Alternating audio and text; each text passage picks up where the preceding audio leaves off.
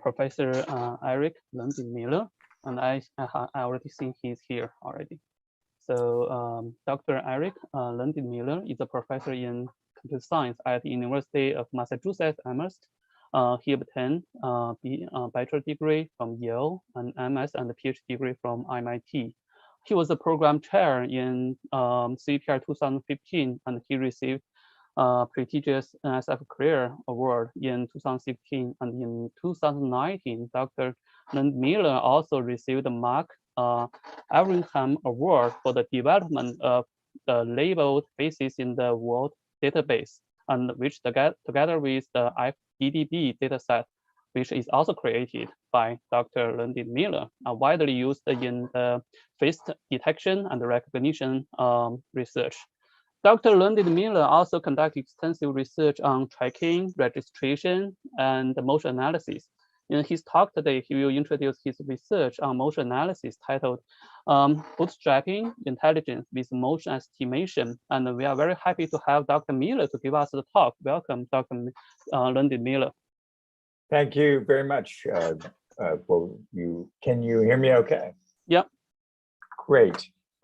Please let me know if there's a problem with my network connection. I can try another one if that comes up. So let's see. I should share my screen, I assume. Yep. There are my slides, and let's see. How does that look? Everything's good. Yep. Okay. Great. So this is joint work with a bunch of my students, mostly on the right, also with some folks at TTI like Greg Sheknarovich and Michael Mayer and others. And so I'll jump right in.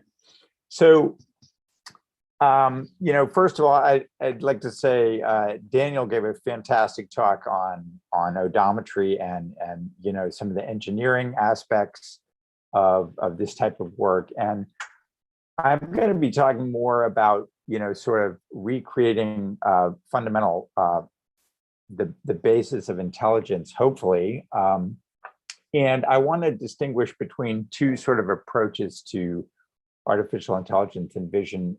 So first of all, one might say we should learn about objects first in the world. And this has been sort of a prevailing attitude in computer vision for a long time. Then once you know about all the objects that a human has told you to learn about, you can learn to follow them around with a tracker and learn to understand their activity and so forth. Now, a pretty different point of view is that we should, just starting my clock there, we should learn about motion first. And if we learn about motion first, then we can say, well, the things that move around in the world are the things we're going to call objects. So objects emerge from the study of things that move. And we can give them names if we want, so we can refer to them, and then we can form groups of these moving things to form natural categories.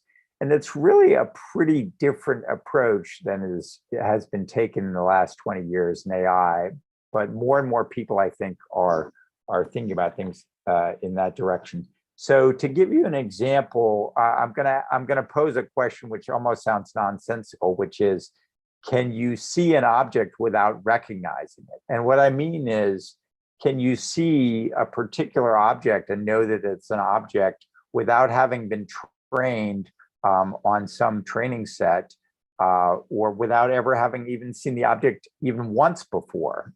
So I want to play, I think most of you will agree it's hard to see an object in this image. You see a bush and some grass and some leaves, but where's the object? So I'm now going to play the video here. And as the video starts, hopefully, well, it's not playing yet. Let me see if, well, let's see. Let me try that one more time and see. Having a little trouble with my video here.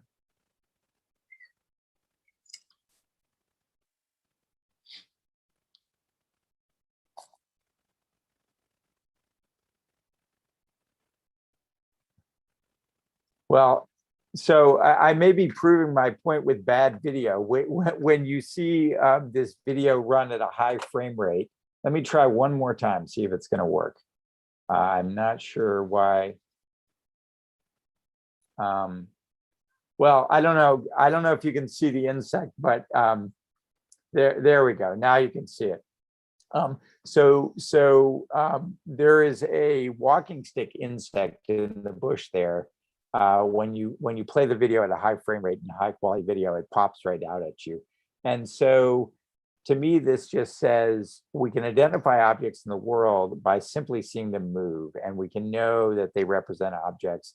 And a lot of people are interested in things like open world recognition and unsupervised learning, but they tend to keep doing it with predetermined object categories. And I'd like to turn that around and say, let's study how things move and what we see in the world, and let the data define the object categories. So that's kind of the philosophy behind this thread of research. And so I'm going to talk about three different pieces of work. The first is, I'm going to start by talking about analyzing complex motion and the challenges that come with that. And then the second part, I'm going to talk about when you analyze complex motion, you often want to break down the difference between the apparent motion of the background due to ego motion and the movement of moving objects in the scene.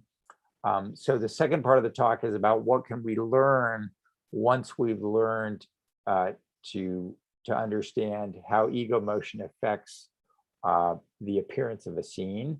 And the third part of the talk is what I call going from experience to expertise, self-supervised learning from moving objects. So instead of learning by watching the scene move under ego motion, we're learning by watching moving objects in the scene. So in a way, it's a dual to number two. Okay, so let's talk about analyzing complex motion. This is a series of papers from my lab, and hopefully we'll have more to add to this in the not too distant future. So if I just play a video, and I hope this video goes better than the last one. It looks like I'm going to be having a lot of video bandwidth problems here.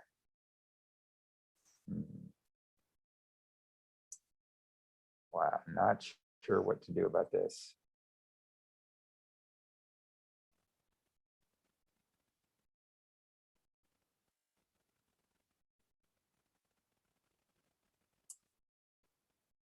All right. Okay, is it finally going? Let me try again.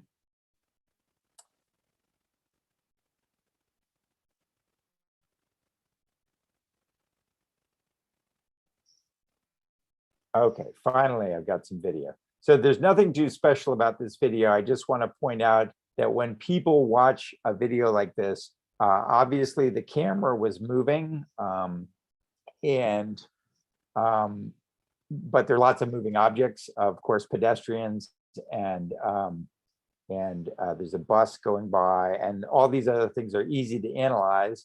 I think I'm going to skip over these other two videos because I'm not having great luck with the video, and I'm going to go right on to defining the problem of motion segmentation, which is basically, if you're given the video of a scene like the one on the left, motion segmentation is very simply trying to color all the background pixels of things that are not moving black, and for each separate moving object that's moving independently, like the two cars here, segment them into independent objects.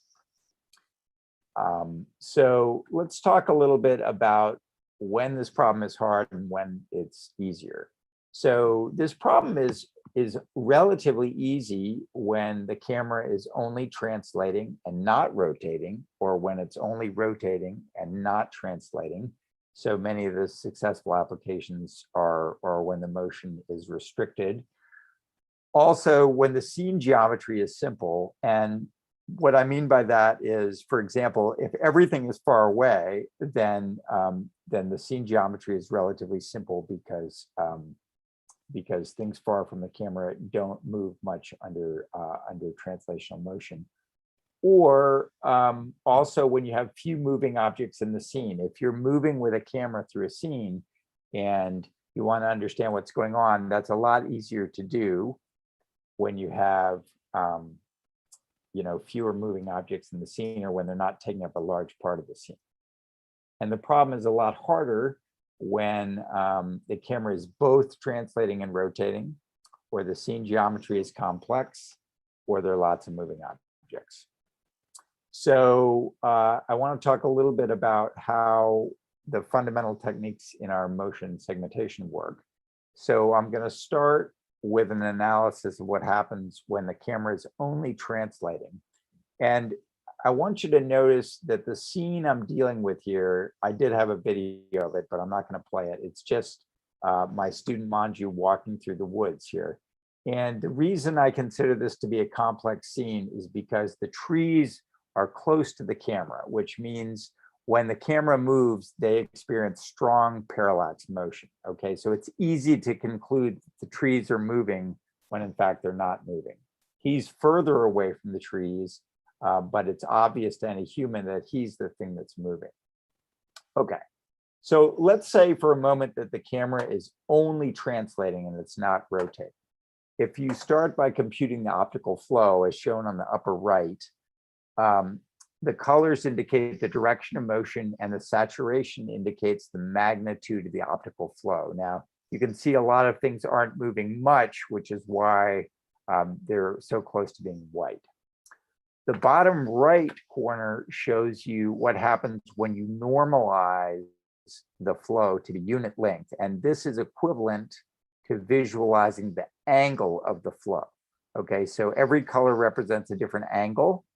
And under translational motion, if a camera is translating and there are no moving objects in the scene, there's only a fixed set of translational angle fields that you can see.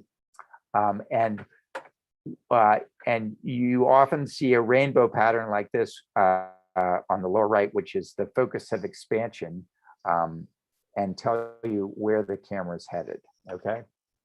So if we start from this angle field, which is again, just the angles of the translational optical flow, we can do an optimization where we fit the best canonical translation angle field to it. And by canonical translation angle field, I mean the field that you would get from perfect optical flow with an only translating camera, okay? So there's some version of this field that best fits the flow, and this is the one that came out of our optimization, okay? And now, and this is just an expression for the optimization, which you can look up in our paper. Now, if I simply ask the question, what's the difference between the empirical angle field on the left and the ideal best fit angle field on the right, this error map immediately makes the moving objects pop out, okay? So that's why detecting moving objects when the camera is only translating is actually pretty easy, okay? But the problem is these properties all go away when a camera is both translating and rotating, okay? So let's look at what happens when we have rotation and translation of the camera at the same time. Now, the total optical flow looks like that on the above right. And when we normalize that and look at the angle field, we get this angle field on the bottom right. And this does not look like a canonical angle field, although it does look a little bit like just purely diagonal motion of the camera in the plane of the camera. However, it actually doesn't fit a purely translational field very well. So what we're going to try to do is we're going to try to answer the following question. Does there exist a rotation field R, a rotational optical flow field, such that when R is subtracted from the original optical flow, the resulting flow angle field is close to a canonical translation angle field? Now, that's a lot to swallow at once, so let me try to explain what I mean by this. So here's the original optical flow field. If we are able to find this particular rotational field, which looks like this, and subtract it off, and then normalize it to be an angle field, all of a sudden we can see that this does look like a canonical angle field. It's got this classic focus of expansion, and it can be fit very well with a translation only model. On the other hand, when we try to fit this field with a translation only model, we get a big error. So basically what our method does, it searches for this rotation that makes the optical flow look as close as possible to a translation only field. It produces the angle field and then looks for things that don't fit in the angle field to find the things that are moving in the scene.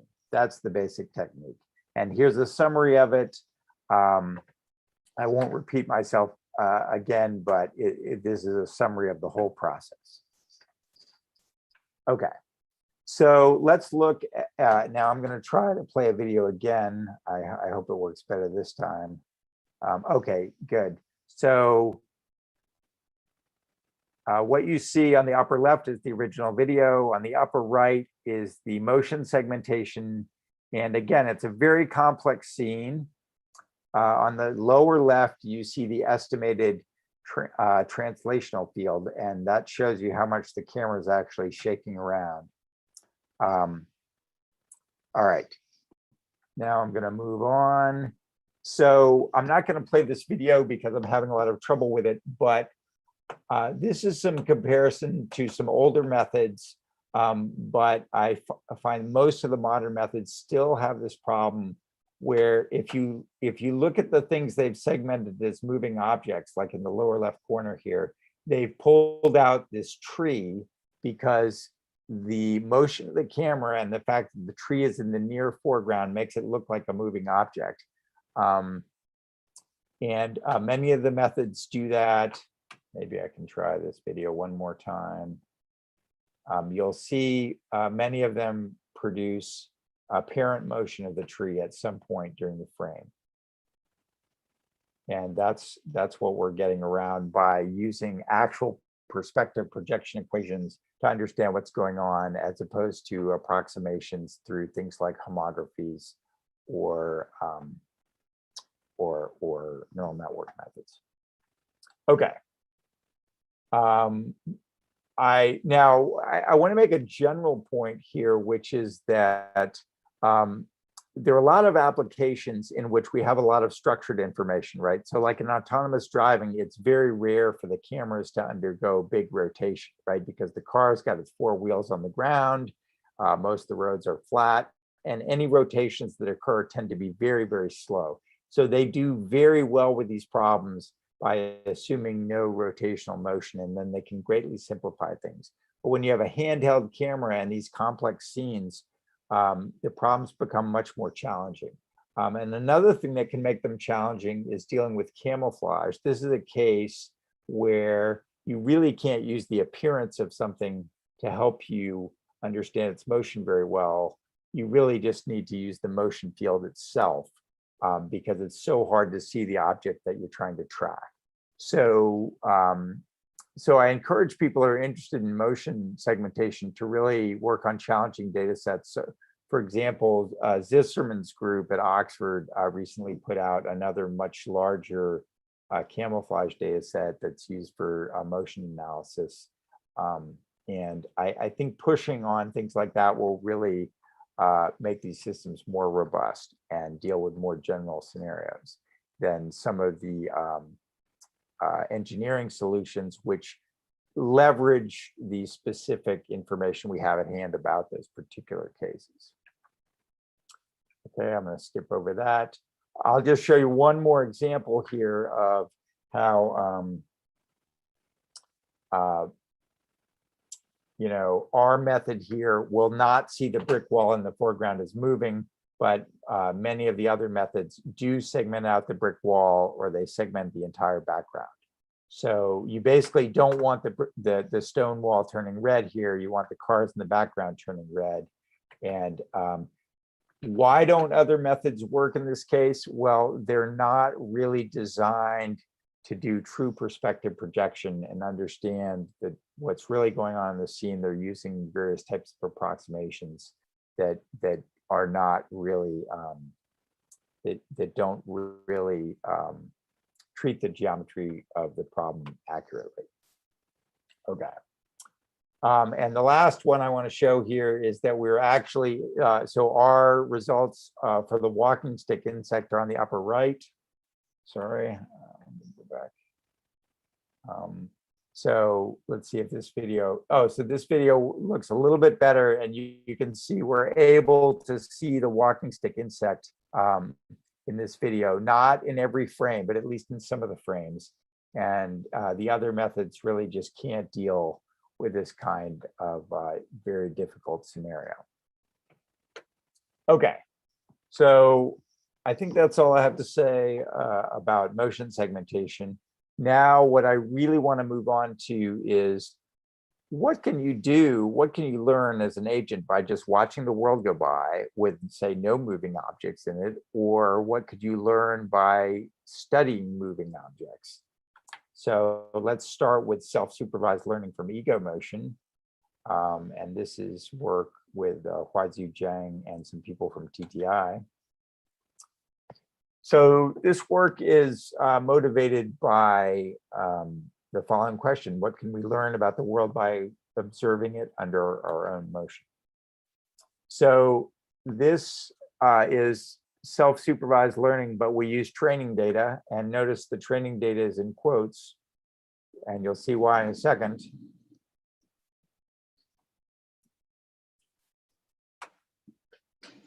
So we call this training data because it is looking out of a train.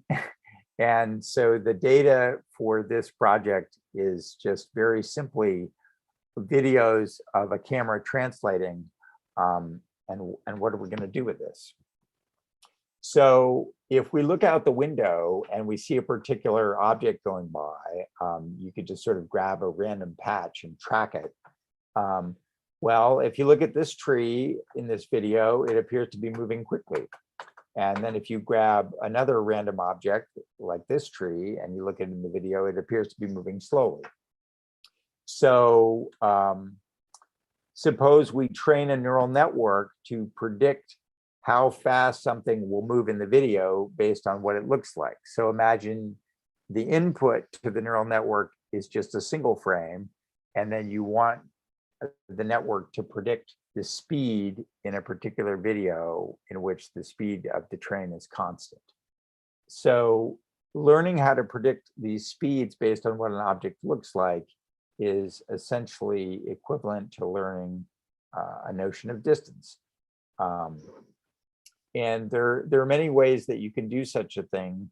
So what we did, and Daniel also talked about various methods of learning to predict depth from a single image. Many of these are supervised, but we did it in a self-supervised way by starting with these trained videos and using classical techniques to calculate the relative depth using the motion. And that's the first step, and that yields, you know, a bit of a noisy depth map on the right, but it's not bad. And we call that a pseudo ground truth.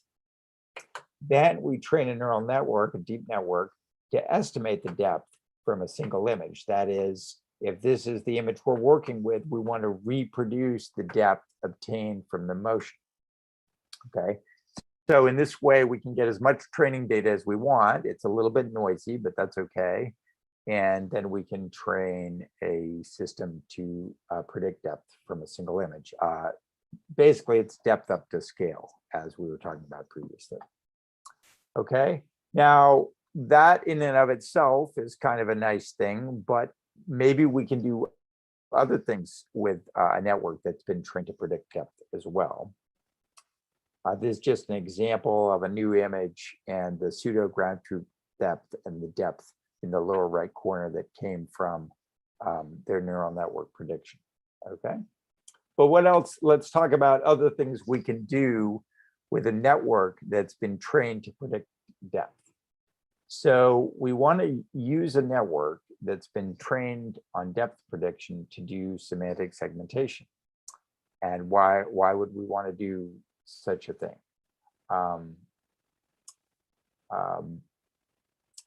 So the hypothesis is that if we learn the depth of objects like cars, street posts, and buildings,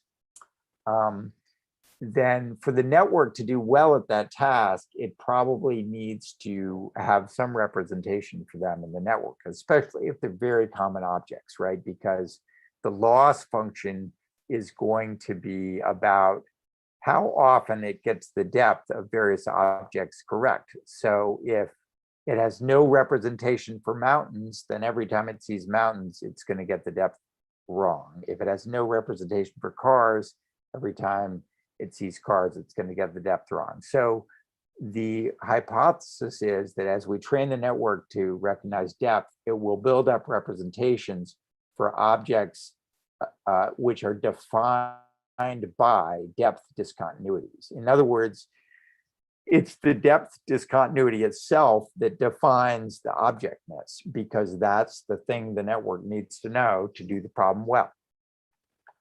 Did that make sense? Okay, so I'm not going to talk a lot about the results, but basically what we showed was that if you pre-train an object in this, if you pre-train a network to do depth prediction, and then you train it on a data set, a data set with small number of labeled examples, that you get a big advantage out of pre-training it to do depth prediction. So here I'm showing you an example from Kitty, and let me explain what you're seeing in this scene. So this is an image from Kitty, and notice that this green arrow is pointing at some kind of like a gutter on this building, but it's not sticking out from the building. It's right on the surface of the building. And over here, you have two street posts that are standing independently. So if you were doing depth prediction on this image and you wanted to do well, the depth of this thing would not stick out significantly from the building, but the depth of these two street posts would stick out significantly and would cause a greater error if you didn't get them right. Now, if you pre-train your semantic segmentation system on ImageNet, it cannot tell that this object is not a street post, and so it marks it as a street post because it really has no understanding of the fact that it's not distinct from this building. However, if you've pre-trained a depth model to consistently get the depth of things correctly, then it realizes this is not a distinct object, but it's really on the face of the building, okay? So, and these two objects over here, basically, they're both gotten approximately correct by the ImageNet pre-trained model and our model. So in other words, we can learn to tell the difference between something that stands on its own depth-wise and something that doesn't. So that's the kind of thing that you can learn from such a model. Okay, I'm on to my last part here, from experience to expertise, learning from moving objects. And I'm going to quickly go through a previous piece of work on unsupervised hard example mining. What can we learn about the world by observing moving objects? So suppose you have a detector, any object detector, but I'm going to talk about face detectors for convenience. And you've trained a baseline detector with a lot of labeled examples, but now you want to make it better without collecting even more training data. So we covered this in our ECCV 2018 paper. And once again, I'm going to try playing a video. I hope my bandwidth doesn't okay, good. So what you're seeing here is a baseline face detector running on every frame. And the green boxes are correct detections, and the red boxes are false positives. Now watch what happens here. A false positive is going to show up on his neck and then go away, whereas the faces tend to get detected in every frame. I'm going to show you one more example. True positive, true positive, true positive, bam. There's a single false positive on the hand and it goes away. So I want to make an observation about this, which is that these detections, which only occur in a single frame, but not in the previous frame or in the next frame, we call flickers. So, and what you tend to find is the faces are detected consistently in each frame, but the false positives like hands and the necks and so forth, they only occasionally look like a face. And so they tend to get detected sporadically, and we call these flickers. Almost all the false positives are flickers, okay? Now let me show you another example. We call these off flickers. In this case, we have true positive, no detection, followed by 2 more true positives. So this is a missing detection, and these missing detections or off flickers are almost always false negatives. So what can we do with these observations? Well, if we run the base detector on thousands of videos, remember we've already pre-trained it and we're done working with our base detector. We're going to collect these flickers that are likely to be false positives or false negatives, and then we're going to set them aside until we have millions and millions of them. And remember, not only are these false positives and false negatives, but they're likely to be hard examples because they're likely to have been missed by the baseline detector. We're going to set them aside, retrain the detector using the automatically obtained data, and this results in substantial improvements in the original detector. Okay. Guoyu, can you tell me how much time I have? 5 minutes, maybe? I think he is a little bit flexible because he started a little bit late. So don't worry about time. Just wait okay. a little bit. Yeah.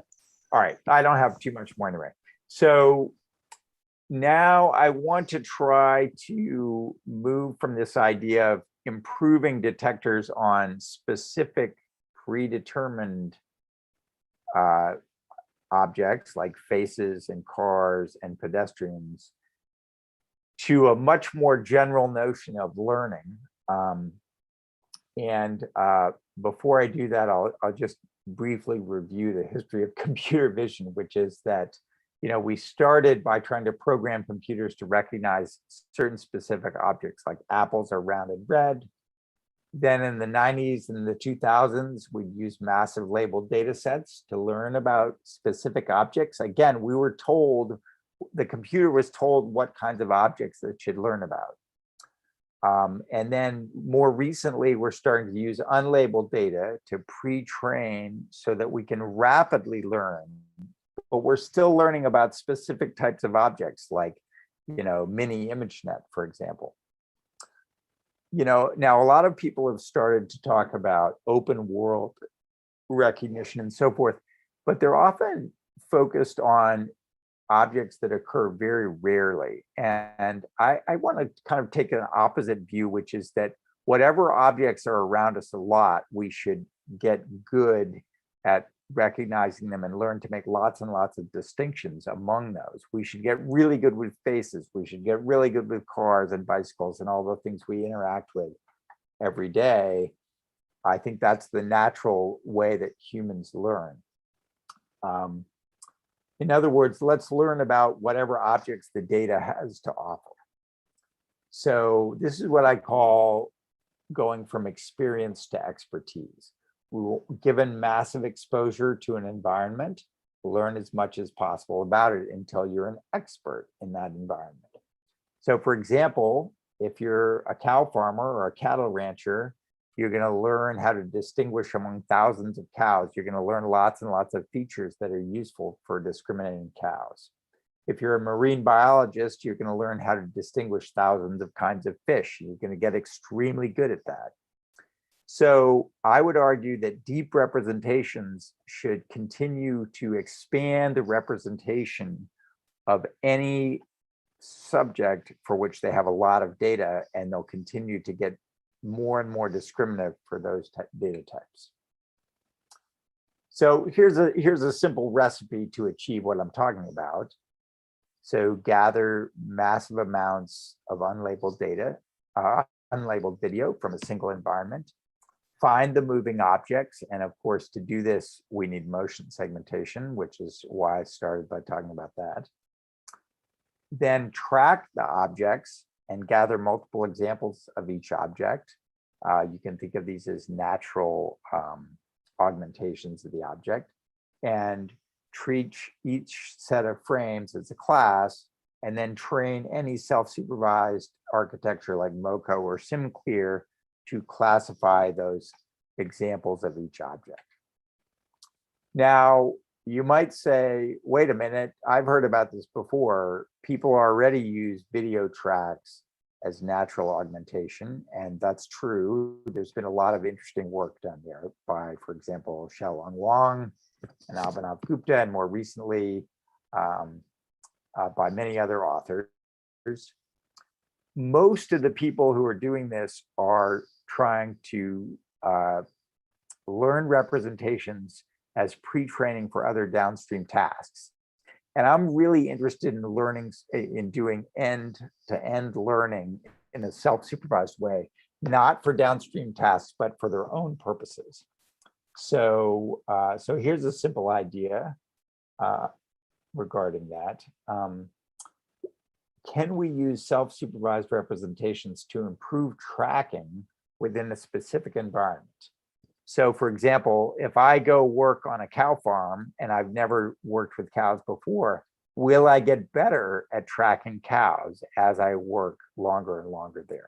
Well, I should get better at it because my ability to discriminate them should continue to improve, and my ability to track them is related to my ability to understand what they look like as they move and to not confuse them with other cows. So the way to do this is find moving objects using motion segmentation, start tracking those objects using a naive tracker. I could talk more about what I mean by that later. Then develop representations for those tracked objects so that as I track them, the embedding is not changing a lot. That is, I have a stable representation of those objects as they're being tracked. This is sometimes called slow feature analysis, or goes by many other names. And then I should be able to use those improved representations to go back and improve my tracking in an all completely automated manner. But what I'm going to get out of this is not what ImageNet categories look like. I don't care what ImageNet categories look like. I want to learn about a specific environment and learn about what's in those environments, learn the objects in those environments, and get very good at representing those things, tracking them around, and learning how to characterize them. So it's kind of a deviation from what the community has been doing for 20 years. I'm suggesting that the computers, like imagine you drop a video camera in the Great Barrier Reef and you just write software to try to get the program to learn how to track all the different fish and build representations for those fish, basically embeddings that capture exactly what's there, not learn how to do things for other categories that you predefined. So that's an ongoing project that we have now. We're getting some interesting preliminary results, but that's all I have to say about it now. So my summary is that, first of all, despite a long history, I think separating moving objects from the background and in video is still a very challenging problem. I admit I have not been heavily involved in this topic for the last year or two. So if you know of things, breakthroughs in this area that I haven't heard about, I hope you'll let me know. I was really interested in the comment that Daniel made about something still being hard for neural nets, and I totally agree with that. I think perspective projection is one thing that's very hard for neural networks to model. I have my own reasons for that, but he made the comment, and I totally agree with it. The apparent motion of static scenes can teach us many things, like an understanding of depth and an understanding of how to segment things from depth boundaries. And the motion of moving objects can also teach us many things, like invariances and fine-grained categories.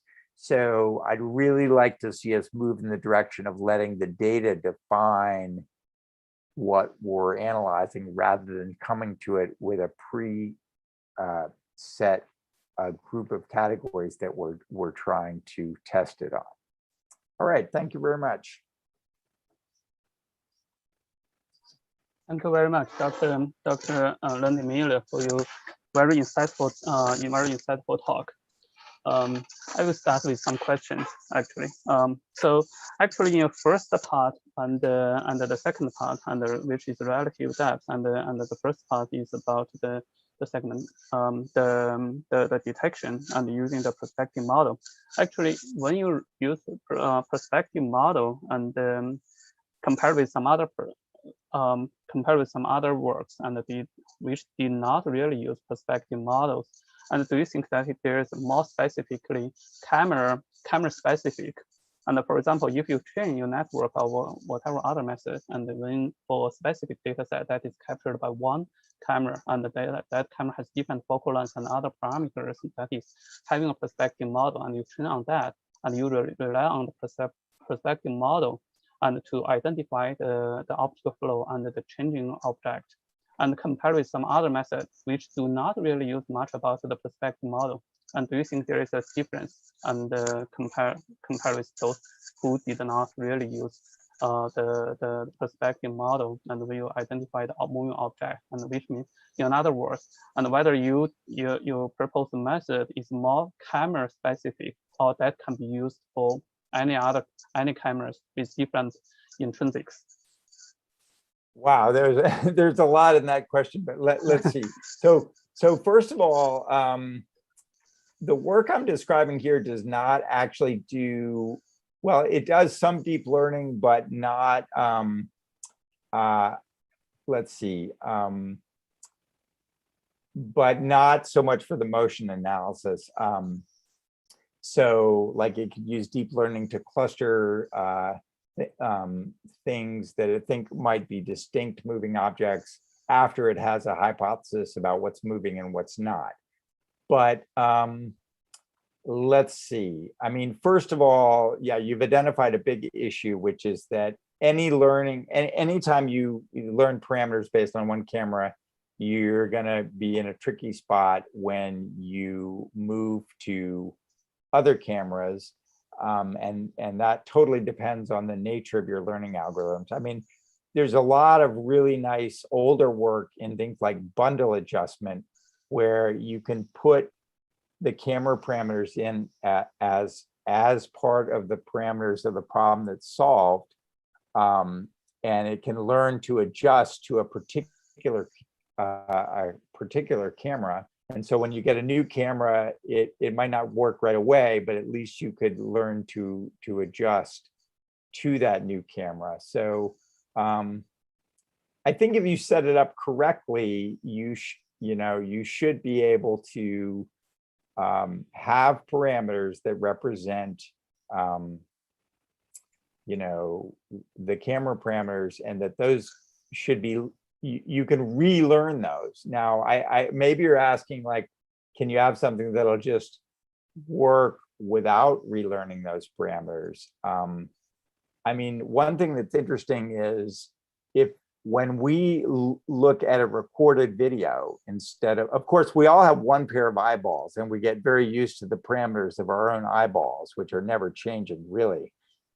But we look at videos that are taken through video cameras with different parameters, right? And we don't seem to have any trouble understanding them.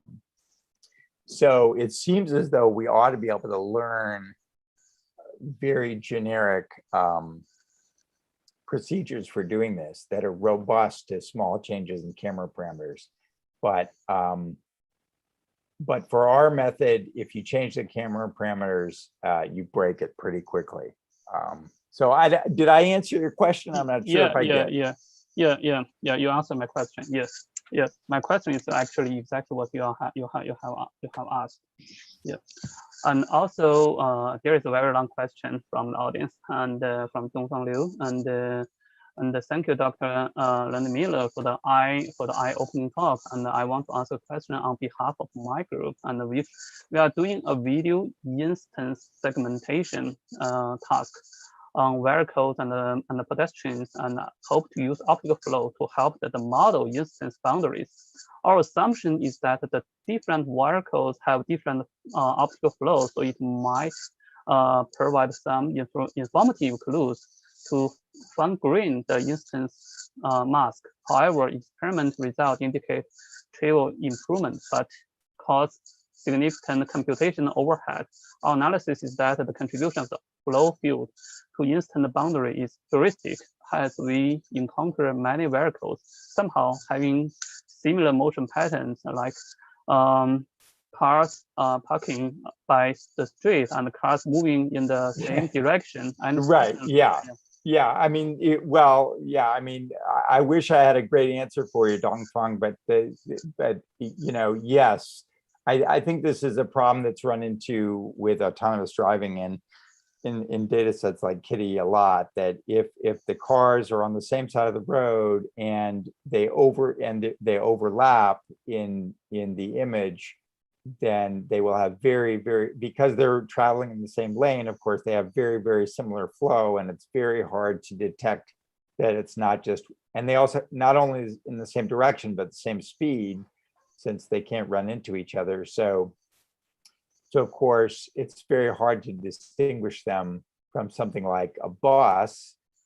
So I would say you're going to be much better off if you use appearance to, you know, to separate the vehicles in addition to flow, right? So, you know, one could imagine separating groups of objects by the flow direction and then trying to break those groups of objects into individual objects using appearance is going to be critical, and using your specific knowledge of a scene, like what cars look like, is going to help you do that. Because I think this is a well-known problem, and I'm not aware of any sort of magic solution to this using flow. I mean, flow is useful for a lot of things, but I think you need appearance, right? Like, even, you know, one idea to get the idea of the limits of flow is to just have people look at flow fields and ask humans whether they can segment all the objects. And even humans will have trouble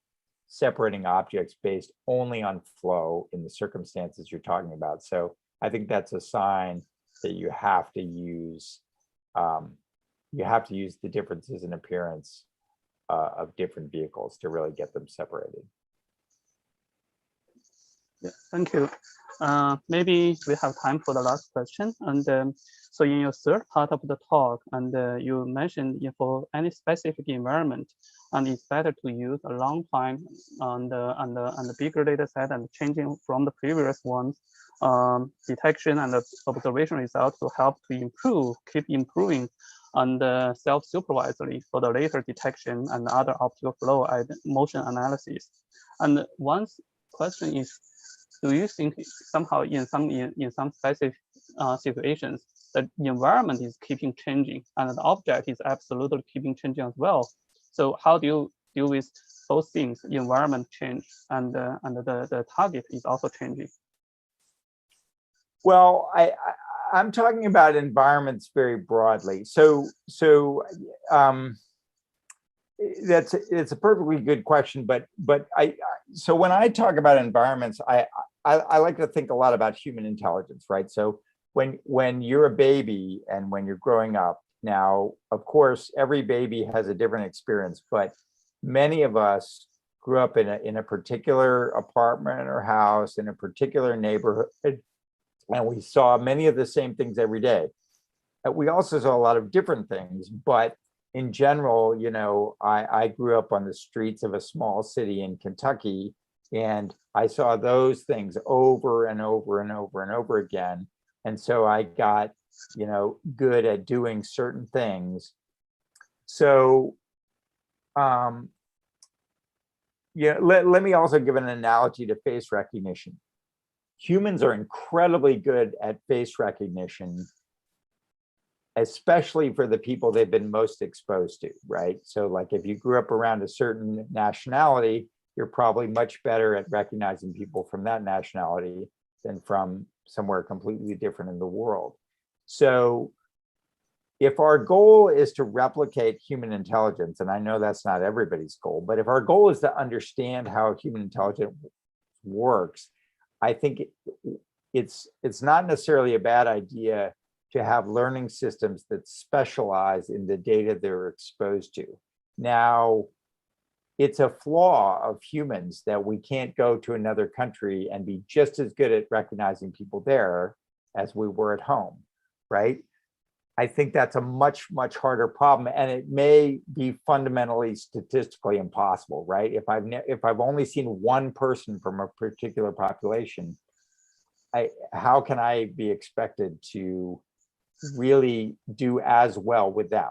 Now, of course, low shot learning is an attempt to do better, but really you can only take that so far.